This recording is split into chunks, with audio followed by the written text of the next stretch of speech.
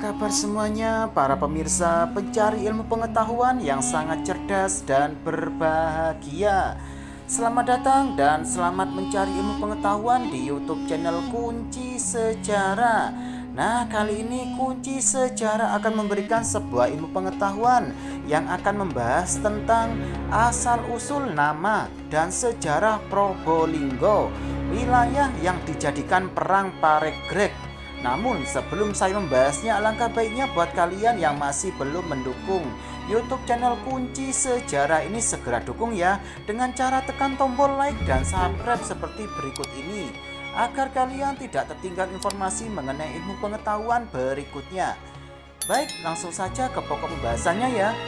Asal-usul nama dan sejarah Probolinggo, wilayah yang dijadikan perang Paregreg. Probolinggo merupakan salah satu kabupaten yang masuk dalam wilayah Provinsi Jawa Timur. Luas wilayahnya mencapai 1696,17 km persegi yang 24 kecamatan, 5 kelurahan dan 325 desa. Dalam perjalanannya terdapat rangkaian sejarah yang menarik untuk dibahas. Di antaranya seperti asal-usul dari nama Probolinggo hingga sejarah pembentukannya menjadi wilayah administrasi. Sejarah Kabupaten Probolinggo.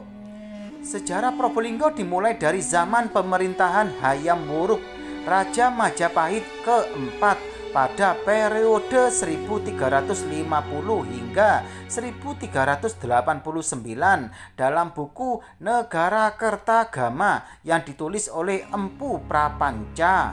Probolinggo merupakan sebuah pedukuhan kecil yang dikenal dengan nama Banger, sebuah nama yang diambil dari salah satu sungai yang mengalir di daerahnya. Di bawah kekuasaan pemerintahan Majapahit, Banger kemudian berkembang menjadi pakuwon atau tempat peristirahatan sementara.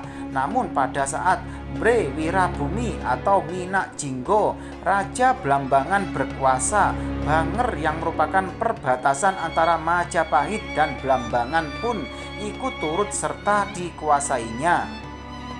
Banger kemudian menjadi wilayah perang saudara antara Bre Wirabumi atau Blambangan dengan Prabu Wikramawardhana atau Majapahit yang dikenal dengan Perang Paregreg.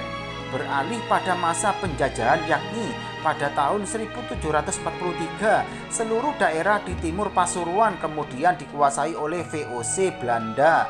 Untuk menguasai wilayah ini, langkah pertama yang dilakukan oleh VOC adalah mengangkat Kiai Jojo Lelono sebagai bupati pertama di Banger dengan gelar Tumenggung.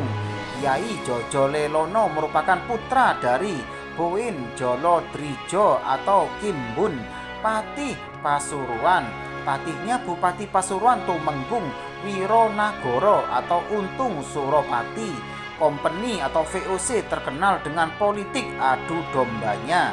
Saat menjabat sebagai bupati, dirinya dipengaruhi oleh VOC untuk menangkap atau membunuh Panembahan Semeru, Patih Tengger, keturunan Untung Suropati yang turut memusuhi kompeni Panembahan Semeru pun akhirnya terbunuh oleh Kiai Jolo Lelono. Menyadari akan kekhilafannya dan pengaruh tipu daya kompeni, pada tahun 1768 Kiai Jojo Lelono pun menyingkir dari istana dan meninggalkan jabatannya sebagai seorang bupati serta berbalik arah dengan menentang dan melawan kompeni. Sebagai pengganti Kiai Jojo Lelono, kompeni pun kemudian mengangkat Raden Tumenggung Jojonegoro, putra Raden Tumenggung Condronegoro, Bupati Surabaya ke-10 menjadi Bupati Banger kedua.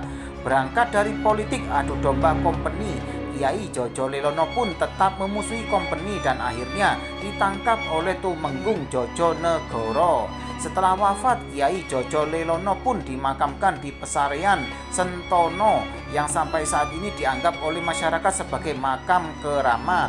Di bawah kepemimpinan Tumenggung Jojonegoro, wilayah Banger kemudian tampak semakin makmur, penduduknya pun bertambah banyak, masyarakat pun senang dan memberikan sebutan yang melekat padanya yakni Kanjeng Jimat.